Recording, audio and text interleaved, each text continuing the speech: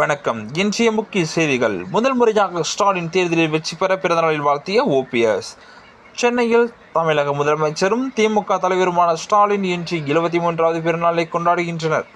இந்த நிலையில் அண்மையில் திமுகவில் இணைந்த முன்னாள் முதலமைச்சர் ஓ பன்னீர்செல்வம் வாழ்த்து தெரிவித்துள்ளார் என்பது குறிப்பிடத்தக்கது. எதிரும் புதிருமாக அரசியல் செய்து வந்த நிலையில் முதல் முறையாக ஸ்டாலின் தேர்தலில் வெற்றி பெற வேண்டும் என வாழ்த்தியுள்ளார் ஓபிஎஸ். அதிமுக சார்பில் 3 முறை முதலமைச்சராக செயல்பட்டவர் ஓ பன்னீர்செல்வம். கலைஞர் கருணாநிதி முதலமைச்சராக இருந்த காலத்தில் எதிர்க்கட்சி தலைவராகவும் செயல்பட்டார். ஜெயலலிதாவின் தீவிர விசுவாசியாக அறியப்பட்டவர். அரசியல் எடப்பாடி பழனிசாமியால் அவருக்கு ஏற்பட்ட பின்னடைவை தொடர்ந்து அவர் அண்மையில் திமுகவில் இணைந்தார்.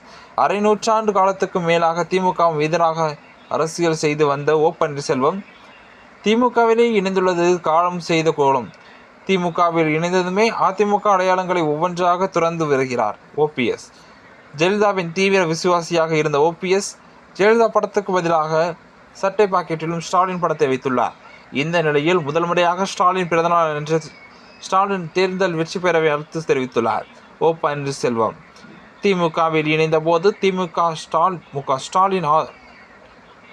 ஸ்டாலினை ஆற தழுவிக்கொண்டு ஓபிஎஸ் அந்த புகைப்படத்தை பகிர்ந்து கொண்டு நிகழ்ச்சியோடு வாழ்த்து தெரிவித்துள்ளார் ஓ பன்னீர்செல்வம். வெளியிட்டுள்ள வாழ்த்து செய்தியில் திராவிட மாடலின் நாயகர்களான தந்தை பெரியார் விதைத்த சமூக நீதி சிந்தனையும், பேரறிஞர் அண்ணா வடிவமைத்த அரசியல் மரபையும், முத்தமிழின் அறிஞர் கலைஞர் உருவாக்கிய திராவிட சிந்தாந்தத்தையும் செயல்முறை ஆட்சியாக மாற்றி திராவிட முன்னேற்ற கழகத்தின் வேர்களை மேலும் வலுப்படுத்தி மனிதநேய அரசியலை வெளிக்காட்டி கொண்டு மக்கள் நம்பிக்கையை வென்று வரும் தமிழக கழக தலைவர் மாண்புமிகு தமிழ்நாட்டு முதலமைச்சர் தளபதி மு.க. ஸ்டாலின் அவர்களுக்கு எனது இதயம் கனிந்த இனிய பிறந்தநாள் வாழ்த்துக்களை மகிழ்ச்சியுடன் தெரிவித்துக் கொள்கிறேன் என்று ஓ பன்னீர்செல்வம் தெரிவித்துள்ளார் என்பது குறிப்பிடத்தக்கது.